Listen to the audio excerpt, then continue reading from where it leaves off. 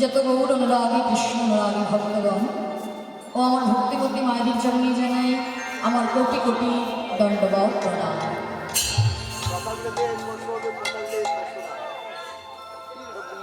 এখনকার লীলা আস্বাদনের বিষয়বস্তু আমার ভগবান শ্রীকৃষ্ণ যত যত লীলা করেছিলেন সেই লীলার মধ্যে সর্বশ্রেষ্ঠ লীলা সর্বলীলার মুকুটমণি শ্রী শ্রী মহারাস লীলা। লীলা পরিবেশনে অনেক ভুল ত্রুটি দেখা দেবে, সকলে নিজ গুণে নিজ নিজ সন্তান মনে করে সকলে ক্ষমা করবে।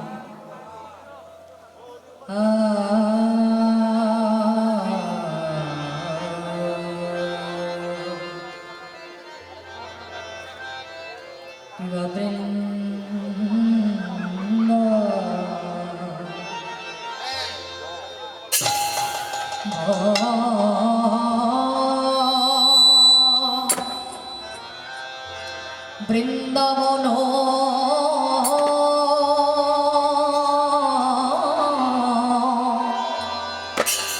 লীলা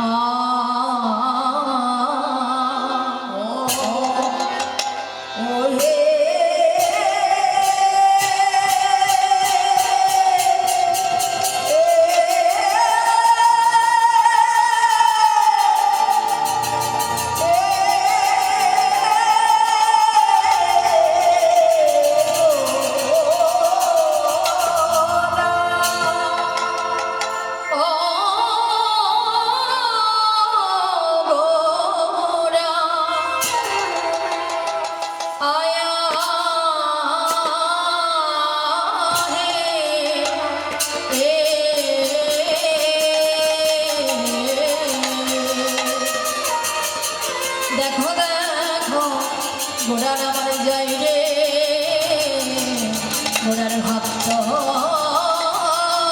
ভক্ত কিছু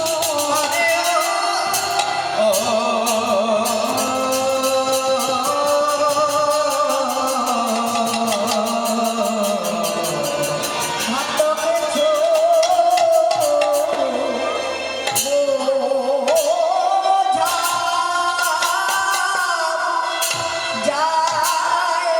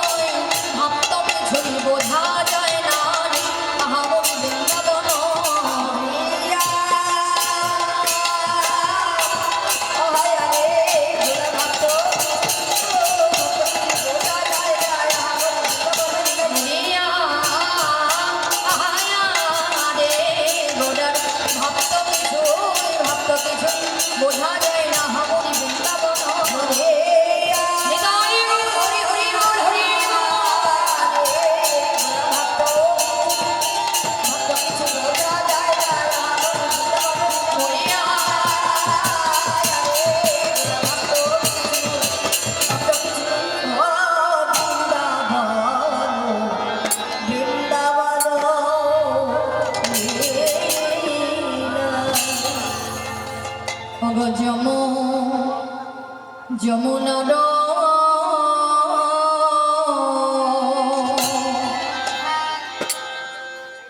ভাবে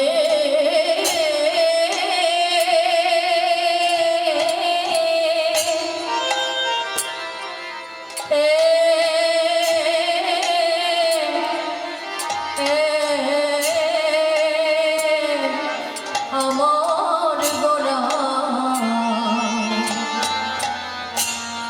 যমুনার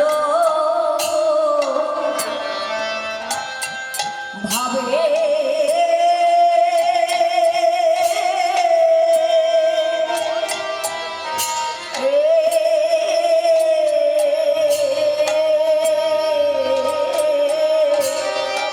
যমুনার ভাবে সুরধ্বনি আজ সুরধ্বনি রে দেখিল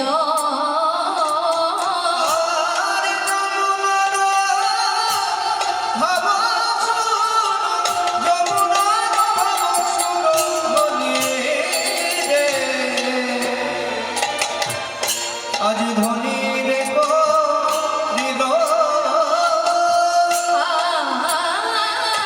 বৃন্দাবন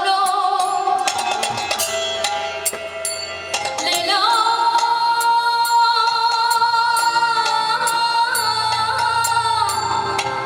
লীলা গোরা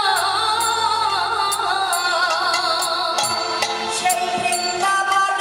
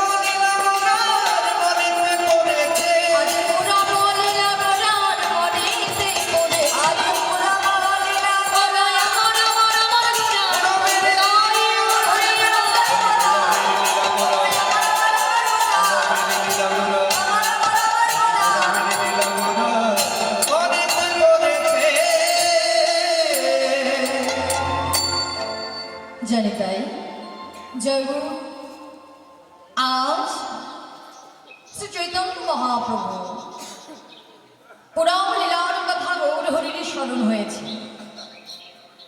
যমুনার ভাবে সুরধ্বনিরে দেখিল বৃন্দাবন লীলা গোরাও মনেতে পড়িল।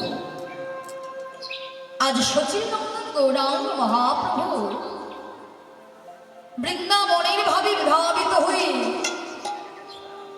আজকে দর্শন করছে সুরধ্বনিকে, কিন্তু সুরধ্বনিকে সুরধ্বনি ভেবে আজকে দর্শন করছেন না, সুরধ্বনিকে যমুনা মনে করে সুরধ্বনিকে দর্শন করছে, প্রণাম করছে, প্রণাম করে বলছে হেমা গঙ্গা সলিল তুমি পাপ বিনাশিনী জগৎ মঙ্গলকারিণী, আমার সকল প্রকার পাপ তাপ হরণ করে আমার দেহ মন তুমি পবিত্র করো। তাই পতিত পাবনে গৌরাঙ্গ মহাপ্রভু, এই আমার গৌরাঙ্গ মহাপ্রভু দেখুন মা, শ্রীধাম নদিয়ায় নবদ্বীপ মাঝি তিনি প্রথমে ছিলেন গোলকে, গোলক হতে এলেন ভোলোকে, ভোলক হতে এলেন ব্রজলোকে, আর ব্রজলোক হতে এলেন আমাদের এই নদিয়া লোকে। নদিয়া লোকে তিনি অবতীর্ণ হলেন ভক্তরূপে ভক্ত মাঝে। তবে প্রভু তো এমনি এমনি ভক্তরূপে ভক্ত মাঝে অবতীর্ণ হননি বাবা, এই ভক্তরূপে প্রভুকে নামাতে হয়েছিল। আর প্রভুকে নামানোর জন্য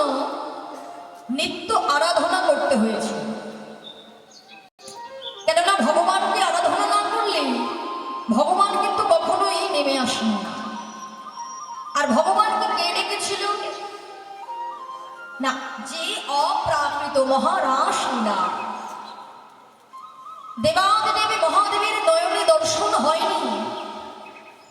মহাদেব যখন রাসলীলা দর্শন করতে গিয়েও রাসলীলা দর্শন করতে পারলেন না।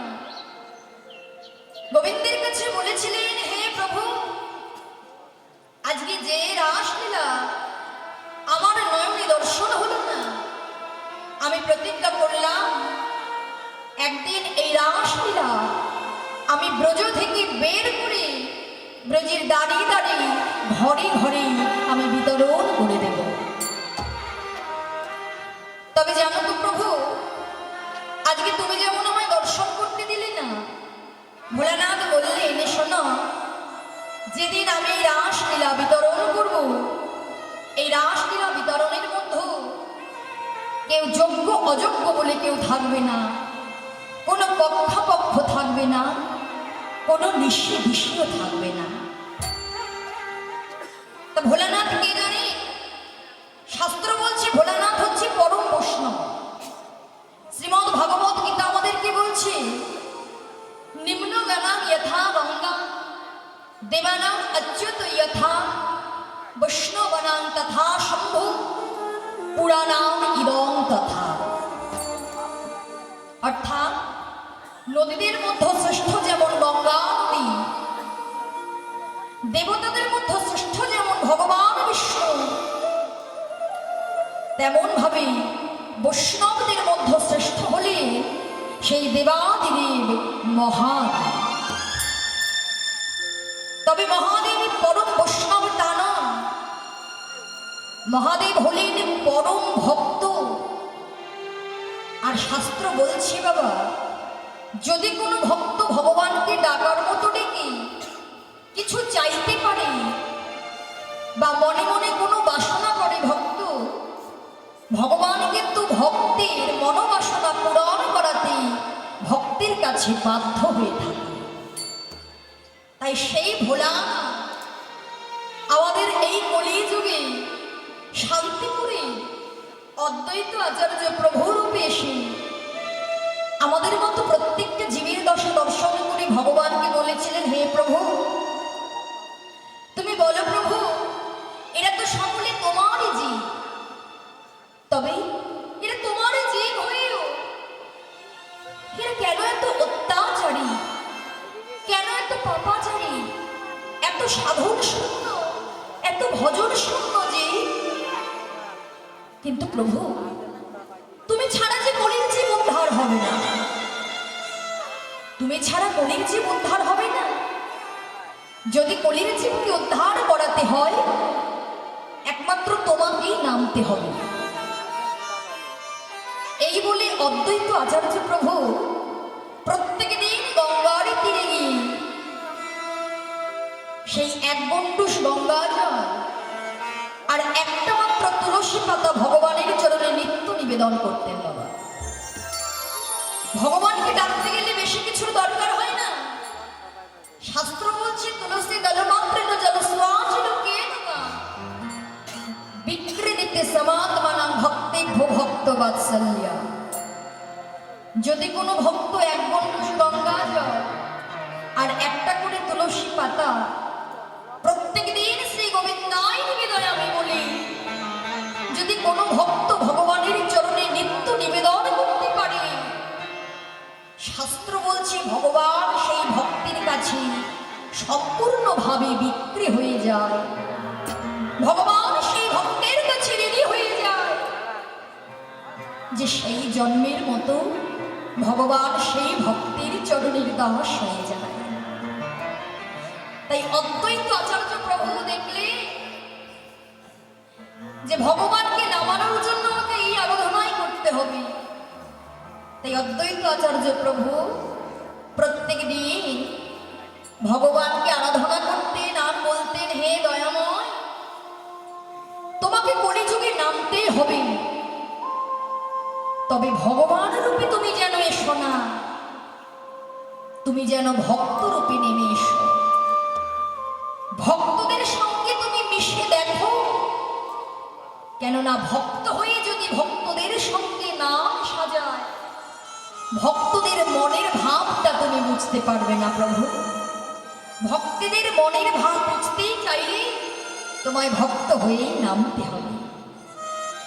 তাই তো গৌরাঙ্গ মহাপ্রভু কলির প্রথম সন্ধ্যায় অবতীর্ণ হলেন নদিয়ার নবদ্বীপ মাটিতে। আর অবতীর্ণ হলেন প্রভু, বেশিরভাগ সময় মহাপ্রভু কি করতেন বাবা? শ্রীবাসমিনার মাঝে হরিনাম সংকীর্তনে বিভোর হয়ে থাকতেন, তাই না? মহাপ্রভু অন্তরঙ্গ ভক্তগণ সঙ্গে লইয়ে শ্রীবাসমিনার মাঝে হরিনামে বিভোর হয়ে থাকতেন। তা যে মহাপ্রভু শ্রীবাসমিনার মাঝে ভক্তগণ সঙ্গে লইয়ে বিভোর হয়ে রইলেন। শ্রীবাসয়ঙ্গনে নাচে সচির দুলাল। শ্রীবাসয়ঙ্গনে নাচে সচির শ্রীবাসয়ঙ্গনে নাচে সচির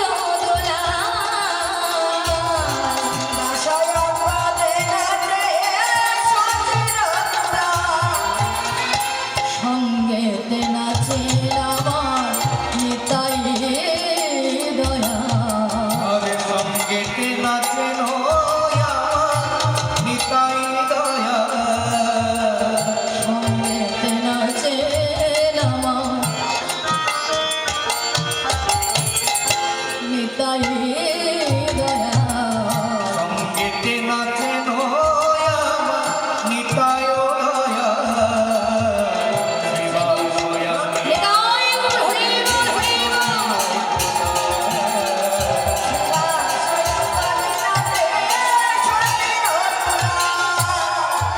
ভক্তগণ সঙ্গে করি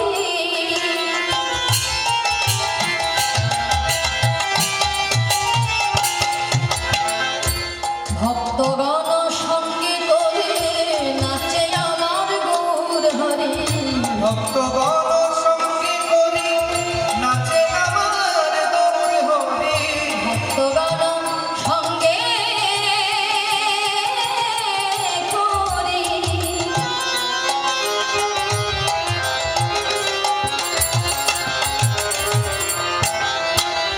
নাচে আমার গৌর হরি। ভক্তগণ সঙ্গে করি নাচে আমার গৌর হরি। বলে ওই তো আমার কোনায় নাচে। হরি ওই তো আমার গোরা নাচে। ওই তো আমার কোনায় হরি ওই তো আমার গোরা নাচে। তাই নাচে কাছে কাছে। ওই তো আমার কোনায় নাচে। আমার নিতাই নাচে পাছে পাছে। ওই তো আমার গোরা নাচে।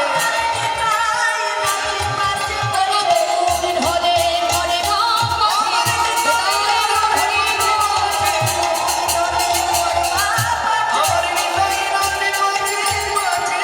ওই তো আমার গোরা নাচে। হরিবল হরিবল। মহাপ্রভু শ্রীবাসমিনার মাঝে ভক্তগণ সঙ্গে লয়ে হরি নামে প্রেমে বিভোর হয়ে উঠলেন। কিন্তু মা, ভক্ত ভগবানকে ভালোবাসলে কতটা পরীক্ষা করে। মহাপ্রভুর এমন এক লীলা, একদিন মহাপ্রভু এমন ভাবে ভক্তগণ সঙ্গে লয়ে হরিনাম গাইছে।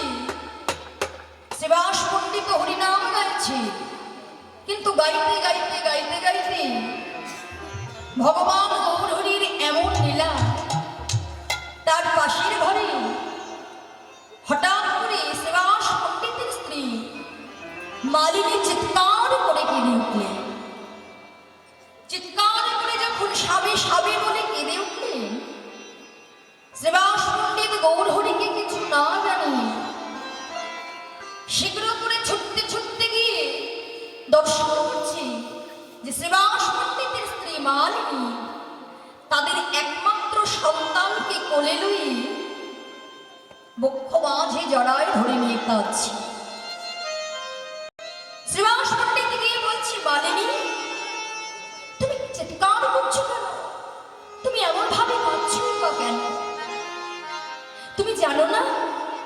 মহাপ্রভু পাশের ঘরে ভক্তগণ সঙ্গে এলো হরিনাম করছে।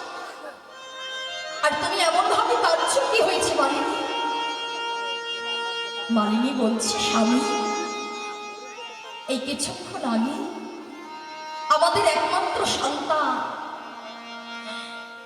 সে যে মৃত্যুর কোলে ঢলে পড়েছে, সে যে মারা গিয়েছে। এই জগতে আমার সন্তান ছাড়া আমার মা বলার মতো যে আর কেহ নাই। তাহলে তুমি আমায় বলে দাও, আমার সন্তান আমায় ছেড়ে যে চলে গেল, এবার আমায় কে মা বলে ডাকবে? এই জন্মে আমি তো কখনো কারোর মন্দ করি নাই, তাহলে আমার সন্তান কেন আমায় ছেড়ে চলে গেল? মালিনী যখন কাঁদছে, শ্রীবাস পণ্ডিত বলছে, মালিনী, আমাদের একমাত্র সন্তান মারা গিয়েছে। ও মালিনী, তবুও তুমি কেঁদো না গো। মালিনী বলছে, স্বামী, এ তোমার কেমন কথা? আমাদের একমাত্র সন্তান মারা গিয়েছে, আর তুমি বলছো আমি মা হয়ে কাঁদবো না? তুমি তো তার পিতা, কিন্তু তুমি পিতা হয়ে সন্তান মারা গিয়েছে, তোমার কি কোনো দুঃখ হয় না গো? তোমার কি কোনো কষ্ট হয় না? শ্রীবাস পণ্ডিত বলছে, বাবা, কতটা ভক্ত, কতটা গৌর হরিকে ভালোবাসে দেখো। শ্রীবাস পণ্ডিত বলছে, মালিনী, আমাদের সন্তান যখন মারা গিয়েছে, ইহ জগতে সবার ঘরেই তো সন্তান আছে বলো, কিন্তু এই যে গৌর হরি ভক্তগণ সঙ্গে লয়ে প্রত্যেক দিন আমার ঘরে বসে হরিনাম করে, কলিজীবের শ্রেষ্ঠ সম্পদ সুধা মাখা হরিনাম, যে নাম ছাড়া জীবের আর কোনো গতি হবে না। এই জগতে সবার ঘরেই সন্তান আছে, কিন্তু কার ঘরে গিয়ে মহাপ্রভু এমন ভাবে হরিনাম গায়? তাছাড়া আমাদের সন্তান যখন চলে গিয়েছে, তার নাম শুনতে শুনতেই চলে গিয়েছে। আর শাস্ত্র বলে, যদি মৃত্যুকালে যদি কেউ তার নাম শুনতে শুনতে যেতে পারে, সে যে আমার গৌর গোবিন্দ চরণ প্রাপ্তি হতে পারে। তাই যে চলে গিয়েছে সে তো কখনো আর ফিরে আসবে না মালিনী। কিন্তু তুমি যেভাবে কাঁদছো, তুমি যেভাবে চিৎকার করে সন্তানকে হারিয়ে কাঁদছো, ওই কান্নার ধ্বনি যদি একবার আবার গৌর হরির কানে যায়, তার যে হরিনামে করাটা বন্ধ হয়ে যাবে, আমার প্রভু যে প্রাণে বড় ব্যথা পাবে। তাই বলছি, তুমি কেঁদো না, তুমি কেঁদো না। তোমার কারণে যদি আমার গৌর হরির হরিনামে করা বন্ধ হয়ে যায়, আমি কিন্তু কথা দিলাম মালিনী, আমি ওই গঙ্গার জলে নিজের প্রাণটা আমি বিসর্জন দিয়ে দিব। কত বড় ভক্ত মা, চিন্তা করুন। এই বলি গৌর হরির সঙ্গে গিয়ে গৌর হরিকে কিছু জানালেন না। ইহ জগতে আমরা যদি একটু দুঃখ যন্ত্রণা পাই না, ভগবানকে আর ভালোবাসতে জানি না, ইহ জগতে যদি একটু কষ্ট পাই, ভগবানের সেবা দিতে ভুলে যায়, ভগবানকে ভক্তি করতে ভুলে যায়। কিন্তু আজকে শ্রীবাস পণ্ডিতের সন্তান মারা গিয়েছে, সে গৌর হরিকে কিছুই জানালেন না। মনের কষ্ট মনে চেপে রেখে ওই গৌর হরির সঙ্গে গিয়ে বদন ভরে হরিনাম গাইছে। কিন্তু হরিনাম গাইলে কি হবে? গৌরাঙ্গ মহাপ্রভু যে অন্তর্যামী ভগবান, তিনি তো সবই জানেন না। হরিনাম করতে করতে গৌর হরি হরিনামটা বন্ধ করে দিলে। আর শ্রীবাস পণ্ডিত গিয়ে বলছে, প্রভু, এ কি, তুমি বেশ তো হরিনাম গাইছিলে, কিন্তু হরিনাম গাইতে গাইতে তুমি কেন হরিনামটা বন্ধ করে দিলে দয়াময়? গৌর হরি বলছে, শ্রীবাস, আমি প্রত্যেক দিন তোমার ঘরে হরিনাম করি, আজকেও করছি, কিন্তু প্রত্যেক দিন হরিনামে করে আমি মনে যতটা শান্তি পাই, আমি মনে যতটা সুখ পাই, আনন্দ পাই, আজকে তোমার ঘরে হরিনামটাই হচ্ছে, কিন্তু আমার মনে আনন্দ নাই, আমার মনে সুখ নাই। তাহলে তোমার ঘরে বসে হরিনামে করে যদি আনন্দ না থাকে, তাহলে তোমার ঘরে কি কোনো অমঙ্গল হয়েছে শ্রীবাস? না না না না দয়াময়, এ তুমি কি বলছো? যার ঘরে এমন মঙ্গলময় গৌর হরি ভক্তগণ সঙ্গে লয়ে হরিনাম সংকীর্তন করে, তার ঘরে কি কোনো অমঙ্গল থাকতে পারে? না প্রভু, আমার কিছুই হয়নি, আমার ঘরে কোনো অমঙ্গল হয়নি। পাশের থেকে এক ভক্ত বলে উঠলেন, দয়াময়, এই কিছুক্ষণ আগে শ্রীবাসের একমাত্র পুত্র সে যে মৃত্যুর কোলে ঢলে পড়েছে। চিৎকার করে গৌর হরি বলে উঠলেন, শ্রীবাস, তোমার একমাত্র পুত্র মারা গিয়েছে, আর তুমি আমায় কিছু বলনি? তুমি আমার সঙ্গে হরিনাম গাইছো? শ্রীবাস বলছে, দয়াময়, ইহ জগতে জন্ম নিয়েছি, কিন্তু আমরা যে সকলে কৃষ্ণ নামে করার জন্য, কৃষ্ণ চরণের দাস হওয়ার জন্য ধরাধামে এসেছিলাম, কিন্তু এই মায়া পিশাচী অন্ধকার সকলকে এমন ভাবে গ্রাস করে নিল, জীব নিত্য কৃষ্ণ দাস তাহা ভুলে গেল। মায়া পিশাচী অন্ধকার ওই গলেতে বসিল। দয়াময়, 84 লক্ষ যদি ভ্রমণ করে তবে এই সাধন ভজন যোগ্য দেহটা পাওয়া। শুধু আমরা নয়, স্বর্গের দেবী দেবতারাও বাঞ্ছা করে এমন মানব হইতে, কিন্তু মানব হয়ে কেন যাবে এই 84 জনেতে? কিন্তু এমন সাধন ভজন যোগ্য দেহটা পেয়ে আমার আমার করে সবাই দিন হারাই দিচ্ছে ঠিকই, কিন্তু প্রভু, আজকে তোমায় জানাই রাখি, এই জগতে আমি সকলে যন্ত্রণা, সকলে দুঃখ কষ্ট সইতে পারি, কিন্তু তোমার প্রাণে যদি কোনো ব্যথা হয়, তুমি যদি কোনো আঘাত পাও, আমি যে সইতে পারি না প্রভু। আর তুমি বলছো আমার পুত্র? না না, ইহ জগতে আমার বলতে যা কিছু আছে, প্রভু গো তুমি ছাড়া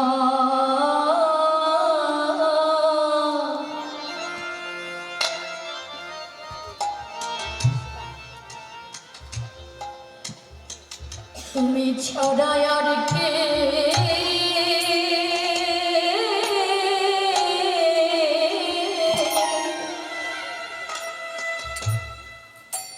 আমার আর কেহ নাই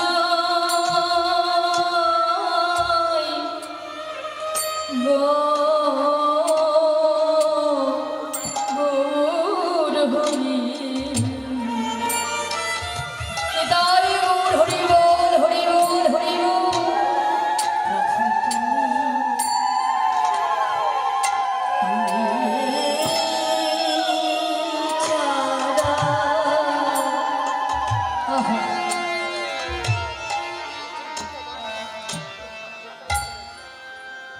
আমার আর কে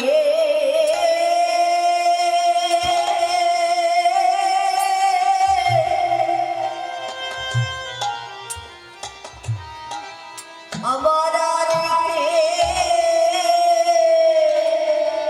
হোনা,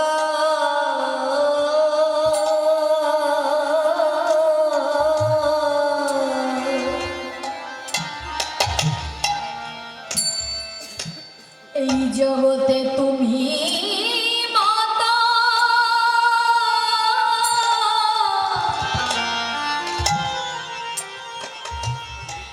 এই জগতে তুমি